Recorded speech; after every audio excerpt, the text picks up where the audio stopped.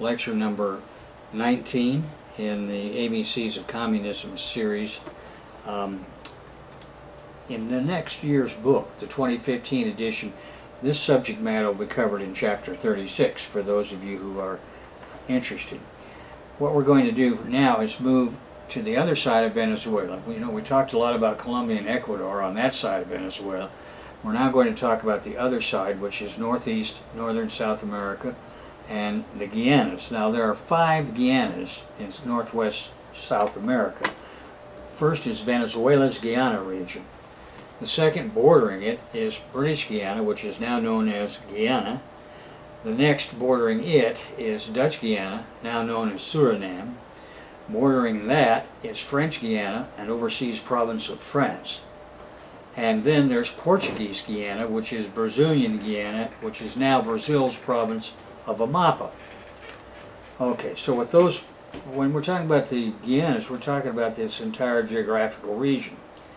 It happens to be a part of South America that I came to know reasonably well when I was associated with a man named Jose Gonzalo Rodriguez Gacha. I've explained this in the 6th volume of my Idaho Smith series, Search for the Foundation autobiography, in the volume entitled Third Crusade, which you can get at Kindle Books on Amazon.com. I'm going to kind of skip over all of that part, because if you're interested in my relationship with him and how I got involved down there, you can read it all in that book, and if you're not, you won't have to bother with it. The prehistory of this Guianas region is just barely known. So what we do know about it, we have to infer, that is, build from the ethnographic record. We know that the entire South American continent was occupied in its earliest human phases by hunting and gathering Homo sapiens. We assume indigenous horticulture was followed by the importation of corn from Mesoamerica, and that with this in hand, as well as native cassava and potatoes and the many other local domesticates we talked about last time, that simple chiefdoms arose. These appear to have given rise among the Arawak language-speaking peoples of the northwestern part of South America, and these people also occupied many islands of the Caribbean. The Carib language-speaking people seem to have been those who entered first the stage of advanced theocratic chiefdoms. In time, speakers from these two different language groups met and intermarried, and the Arawak speakers copied much of the advanced theocratic chiefdom structure of their Carib-speaking brothers. This is the best I could do for the moment in reconstructing the prehistoric status of the region at the time of white contact, and I'm not married to any of this.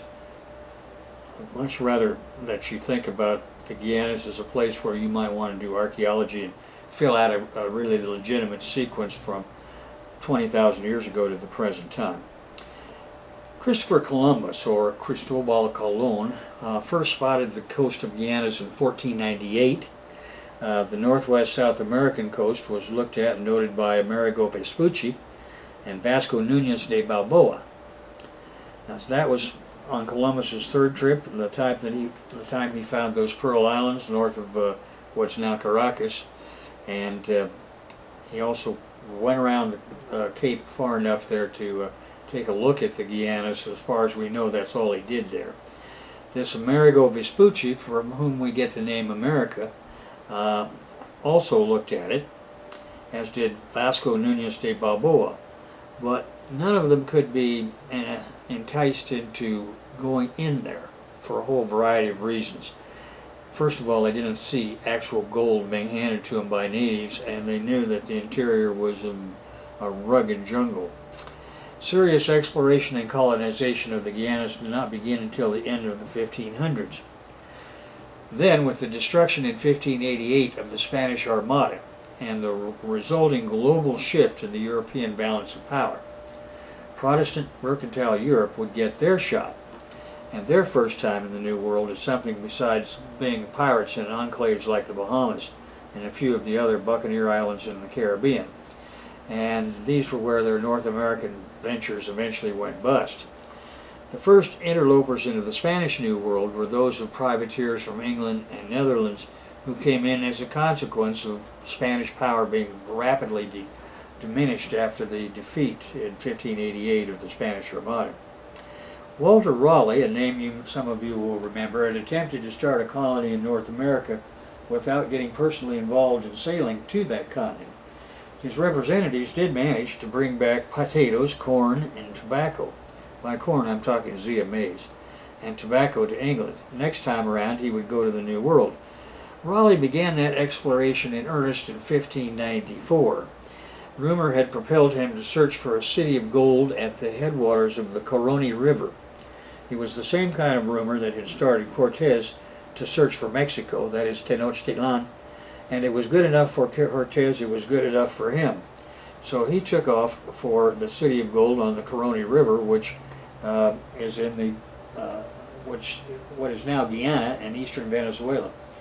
At that time, they called this city of gold Manoa. And then, along the way, they captured a king who told them about a place they called El Dorado, or the Golden Place. Walter Raleigh described the city of El Dorado as being located on Lake Piramac, far up the Orinoco River in Guyana, as if he'd actually found it himself. What he was trying to do was to con potential investors for another go, so he just kind of elaborated on stuff that he'd heard about and maybe barely seen. Much of his supposed exploration expedition he told in 2 books. The first he authored was entitled The Discovery of the Large, Rich, and Beautiful Empire of Guiana, published in 1596. Then in a follow-up book he called The Discovery of Guiana and the Journal of the Second Voyage Thereto, that he published in 1606, 10 years later. These documentaries were meant to convince potential money men such as Bernal Diaz, who had written his story of the conquest of New Spain, about the Cortez conquest of Mexico. Diaz had written, however, a true story, but Raleigh's was largely fiction. Raleigh drew a map and showed the city of Manoa, or El Dorado. That was virtual fantasy, and he placed it on the west coast of Lake Paramount. Meanwhile, Raleigh's fictional events did actually inspire a few British to do something or do something constructive in the Guianas, and a few of them came from the Buccaneer Islands and tried their hand in being honest farmers in the Guianas. British settlers under the Barbados pirate and Governor Francis Willoughby succeeded in establishing a settlement in 1606 in what became British Guiana and is now Guiana, G-U-Y-A-N-A, and another settlement in what is modern-day Suriname in 1650. After the publications of Raleigh's stories, several other Europeans developed interest in the Guianas. For example, the Grand Duke of Tuscany also organized an expedition to the Guianas in 1608, but his premature death ended the project before it got started. The first major player turned out to be a Dutchman. The Dutch privateer mercantile capitalists joined in the exploration of the Guianas before the end of that century. In the 80 years between 1568 and 1648, the Netherlands became a loose affiliation of Walloon and Flemish provinces. These Dutchmen had been forging an empire based on mercantile capitalism. With commerce in mind, the Dutch dispatched explorer Jacob Cornelius to survey the Guianas in 1597. His clerk, Adrian Caballao, related to the voyage and the Cornelius survey of Indians and potential trade partnerships with them in a diary. Now, throughout the 1600s, Dutch mercantile capitalists made gains by establishing trading colonies and outposts in the Guianas region and in the neighboring Caribbean islands under the banner of the Dutch West India Company. This company was established in 1621 for mercantile capitalist purposes, and it benefited from a large investment of capital from foreign investors such as Isaac de Pinto, a Portuguese Jewish banker. English and Dutch settlers were regularly harassed by the Spanish and Portuguese settlers from Venezuela and Brazil. The Iberians claimed the area by the holy right granted to them by the Christian Church. Queen Isabel's lover, you may recall Cardinal Rodrigo Borgia, elected as Pope Alexander VI, had divided the world in 1493 between Isabel and Fernando on the one hand and the Portuguese monarchy on the other. In other words, everything west of the line the Pope drew divided the entire world, giving virtually all of North, Middle, and South America to Castile and Aragon, that is, to Spain. Everything east of that line, Africa and Asia, including a big bulge of what is now Peru, that bulges out into the Atlantic, was on that side of the line, and he gave that to Portugal. This might be a good time to watch the Showtime series entitled The Borgias on Netflix.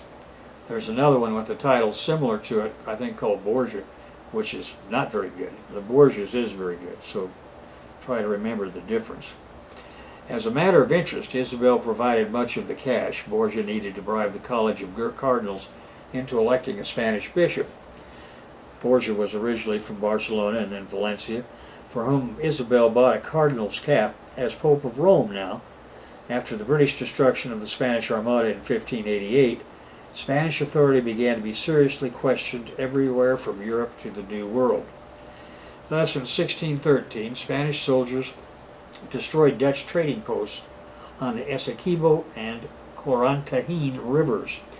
These troops, authorized by the Spanish Council of the Indies, were to enter the Guianas from neighboring Venezuela, and the excuse was to stamp out piracy. The Dutch returned in 1615, founding a new settlement at present-day Cayenne, as in cayenne pepper. The Dutch mercantilists built another community on the Oyapock River and another Dutch colony founded on the upper Amazon River. The Dutch also built a fort and trading post at the confluence of the Essequibo, Cuyuni, and Mazaruni rivers. In 1621, the Dutch States General, their highest executive, granted a charter formalizing this entire Guiana colony. In 1604, the French made an attempt at invading the weakened Spanish New World.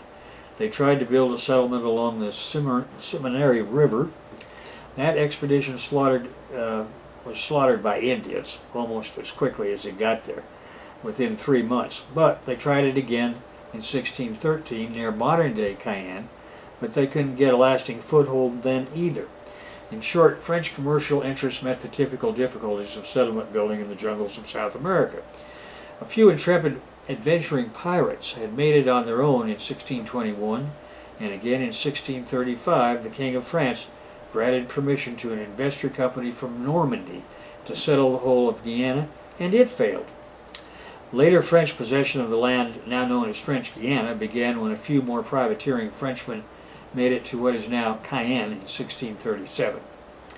Cayenne itself became the first permanent settlement of comparable size to the Dutch colonies, but it experienced instability until 1643, when another French investment company made an attempt at settling in Guiana. Later that year of 1643, these original surviving Cayenne settlers, plus 2 more late arriving contingents, were wiped out, except for 2 men who ran away into the jungle and managed to get to the Dutch settlement on the Pomeroon River by 1645. So the French were having a real hard time of it for a long time in getting onshore and holding an onshore base in this part of northwest South America.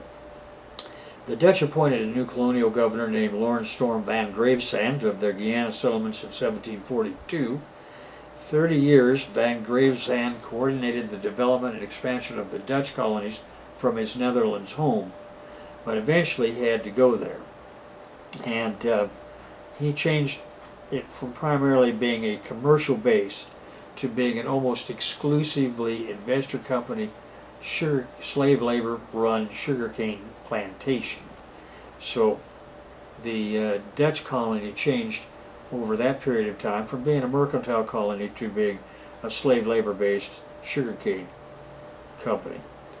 The area east of the existing Essequibo colony known as Demerara was relatively isolated and encompassed the trading areas of just a few indigenous tribes. Thus initially it had only 2 trading outposts. Demerara showed great potential when it went into sugar cultivation, so the governor shifted the colonial focus toward the Caribbean-style slave labor plantations for the region. And the administrative center moved to Flag Island on the mouth of the Essequibo River, further to the east and closer to Demerara, where Gravesand was the secretary of the investor company. Well, all of this goes on until late in the 1600s. And I'm going to skip over a lot of that.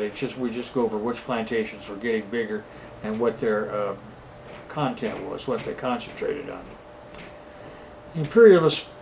Imperialism missteps against South America by picking on the Guianas first. Now, As it turned out, the U.S. first attack on Latin America after the Second World War would focus on Guatemala and then Cuba. But the U.S. oligarchs and their flunky politicians were really on guard and set up to reverse communism when the question of whether British Guiana arrived on their agenda. Determined to reverse what appeared to be their so-called thinkers as an irresistible tide of red menace in their own backyard, they dug into the metaphor and started to fight that tide. By now you will have guessed that all of the Caribbean was in an uproar during the rise and fall of capitalism that characterized the post-World War I period up and through the immediate post-World War II period. Now, we have already reviewed what happened in Mexico, Cuba, Nicaragua, Venezuela, and now we're going to see that similar disturbances in the old social fabric of planter and magnate rule was going to affect the Guianas. This was a rule against a mass of unfree Indian immigrants, and now also against free but former slave blacks. The discontent often boiled over, and London had to take on direct rule of this colony before World War II, and afterwards had to come up with a plan to set this colony free. Now here is how the British Secret Service, the Secret Intelligence Service, MI6, briefed London on the situation in British Guiana in 1961. It's a direct reflection of the CIA position, and it is, number one, British Guiana is a small outpost of empire with a population of over 500,000. About half are of East Indian in origin, about a third are of African descent. The remainder of the population includes small numbers of British, Portuguese, native Indian, and Chinese residents. Partially self-governing since elections in 1957, the colony is scheduled to assume increased responsibilities for its own affairs following new elections on 21 August 1961, and if all goes well, to gain full independence 2 or 3 years thereafter. 2.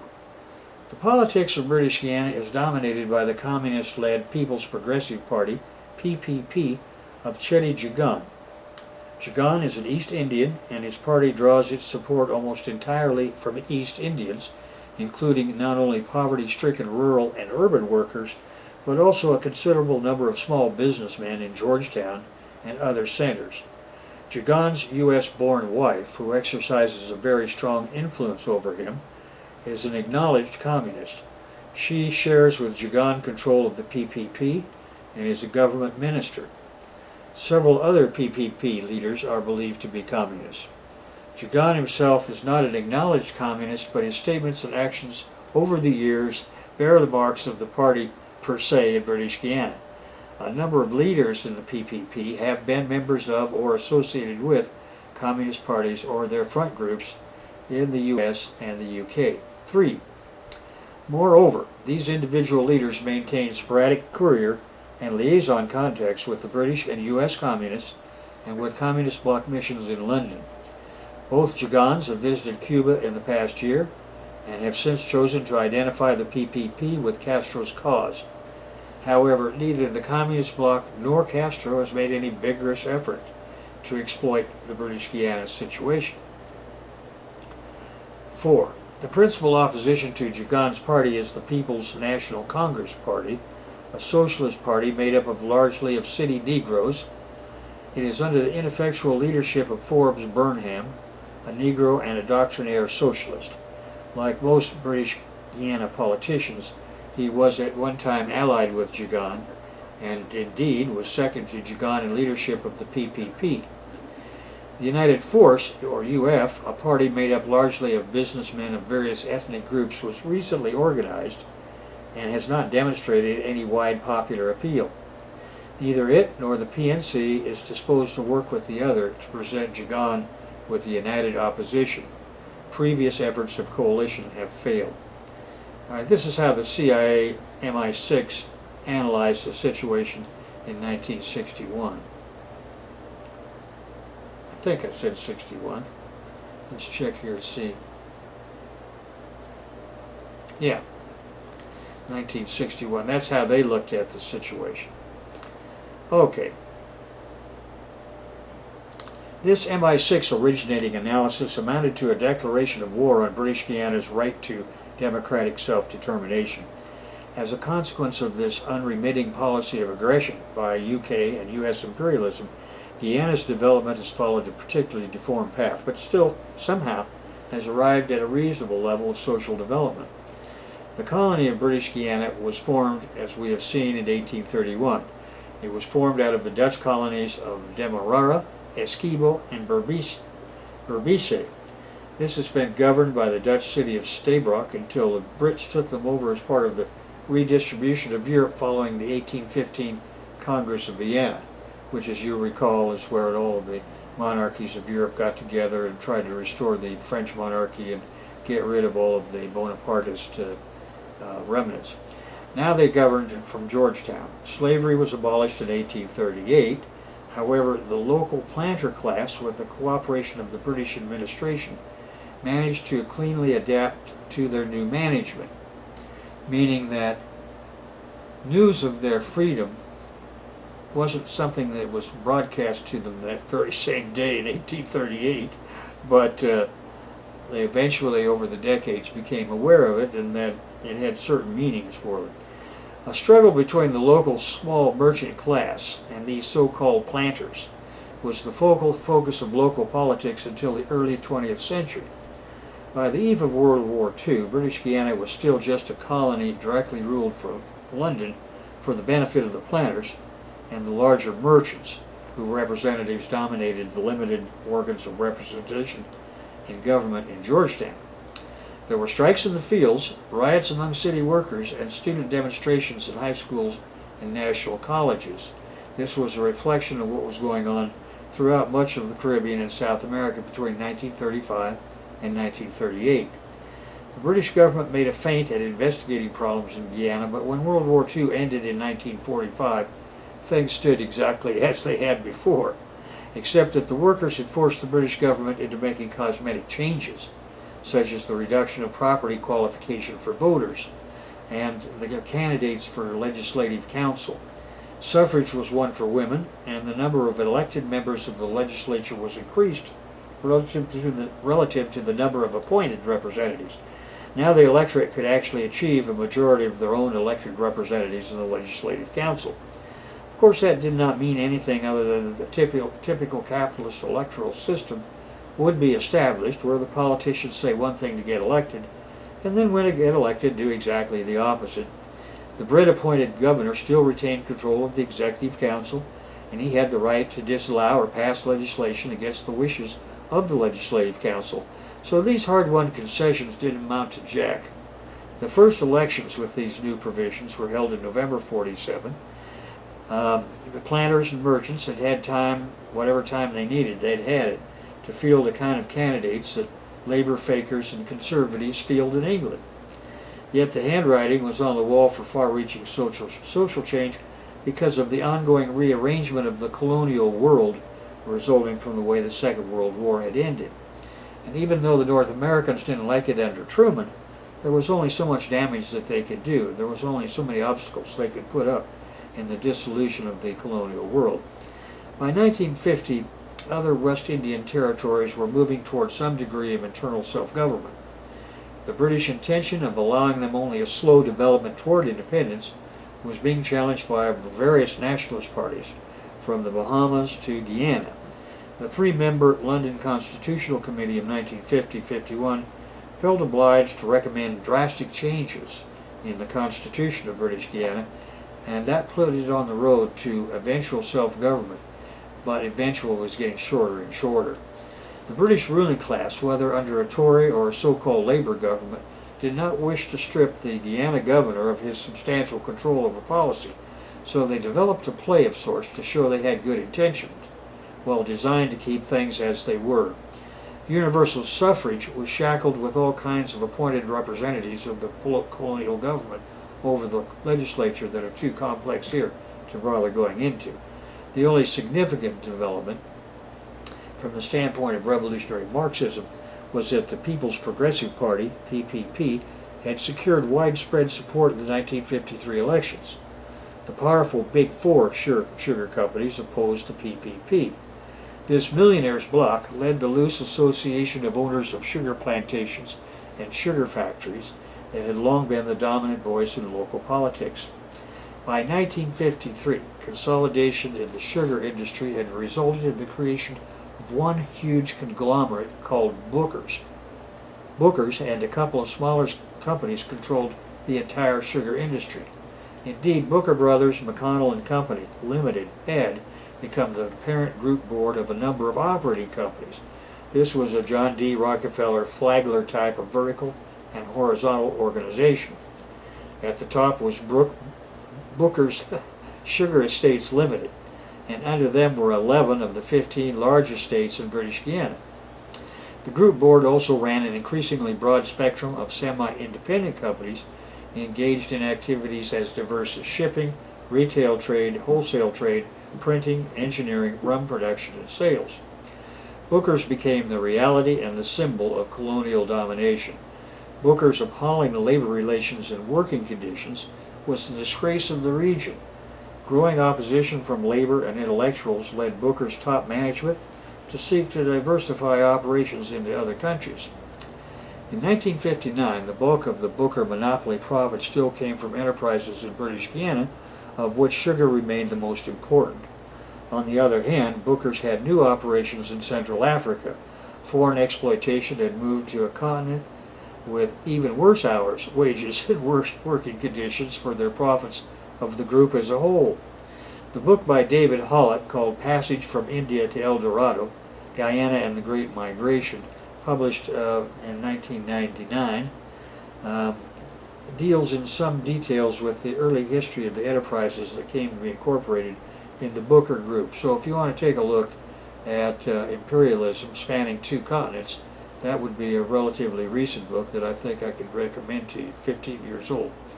Bauxite mining. When World War I and the demand of the burgeoning aircraft industry for aluminum had created an entire industry with a fixture as strong as that of iron and steel, a future as strong as that of iron and steel. Accordingly, Booker's got involved with the North American bauxite mining interests, and these expanded their technology in Guyana. In 1914, the Demerara Bauxite Company was formed by Booker with American and Canadian aluminum investors, and they began to exploit the rich deposits situated between 60 and 70 miles up the Demerara River at a spot called Mackenzie.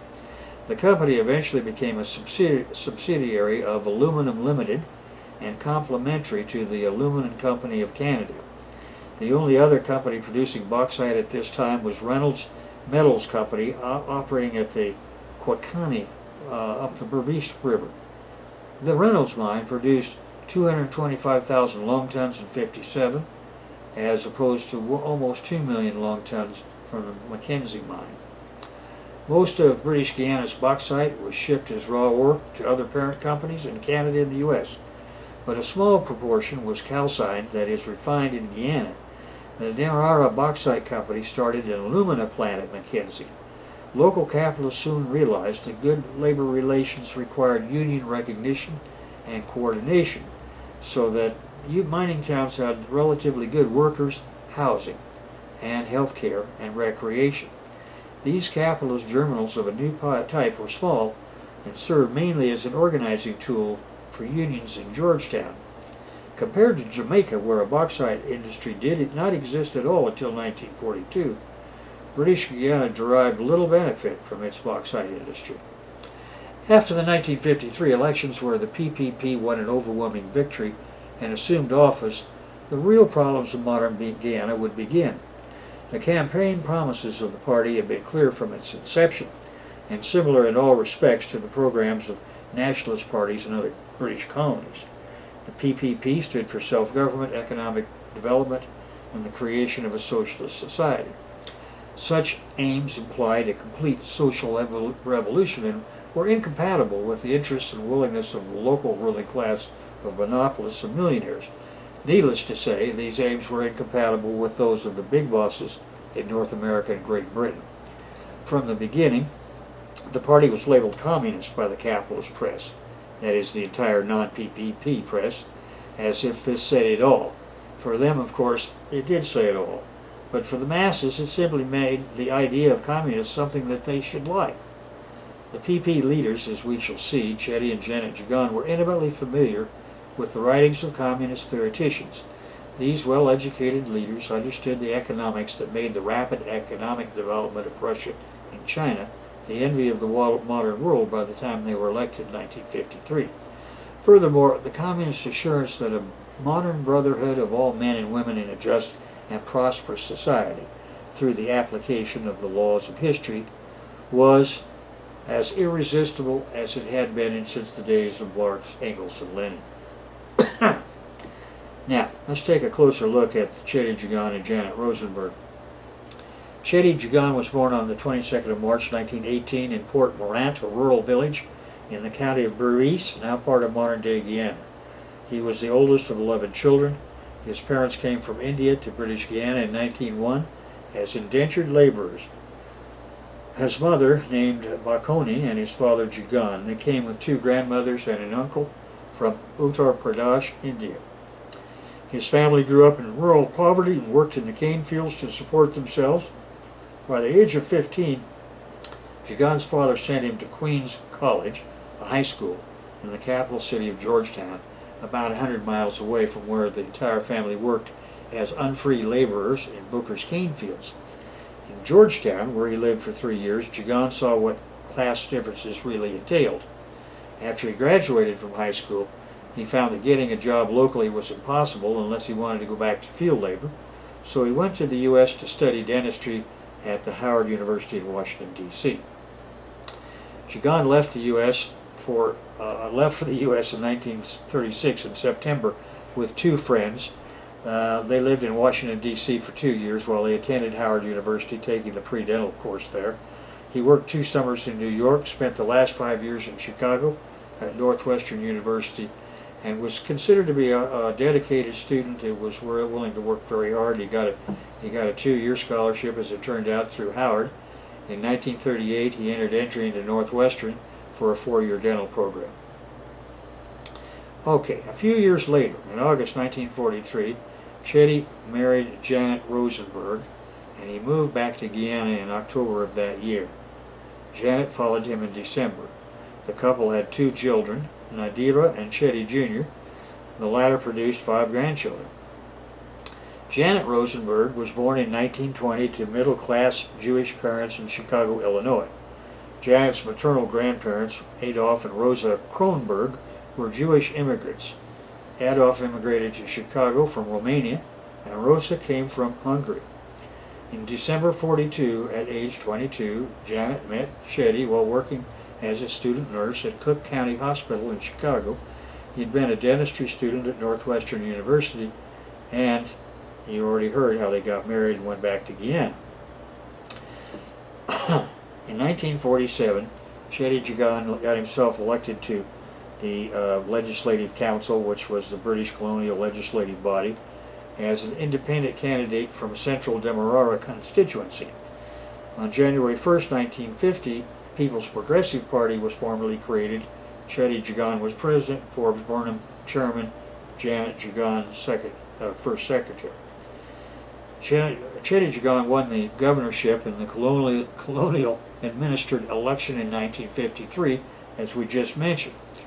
However, Winston Churchill had a heart attack over Japan's unabashed Marxism-Leninism, over Jagan's unabashed Marxism-Leninism, and in Churchill's most recent whiskey-soaked nightmares, it was Jagan that he featured as the spearhead of the Soviet Union in Latin America. This was the same time that equally astute U.S. imperialists had spotted Guatemala's mild-mannered reformer, Jacobo Arbenz, as another spearhead. Churchill soon got the gringos in line, so after Arbenz there was an MI6 CIA conspiracy asserting that the Jagans had ties to the Soviet Union, and this prompted a British military intervention only days after Jagan won the election. Jagan resigned as British Guiana Prime Minister after 133 days. Meanwhile, of course, these geniuses of reaction missed Che Guevara, Fidel Castro, et al. In a strange way, the Jagans, along with Arbenz, were acting to protect the embryonic Latin American revolution building in Gringolandia's backyard. Britain suspended the Constitution, chose an interim government. Chetty and Janet were jailed for 5 months, and for 2 years Jagan's movements were restricted by house arrest. and he was not allowed to leave Georgetown at all from 1954 to 1957. After the PPP victory in the August 1961 election, Jigan became chief for the second time. As again, he becomes the president of the country. This time the Brits gave up, and Jigan was allowed to serve for 3 years. In December 1964 election, the PPP won an overwhelming plurality of votes. Burnham's party, the People's National Congress, and the Conservative United Force were invited by Britain, however, to form the government. So you can see that the Jigans are having a real hard time in this peaceful transition of it.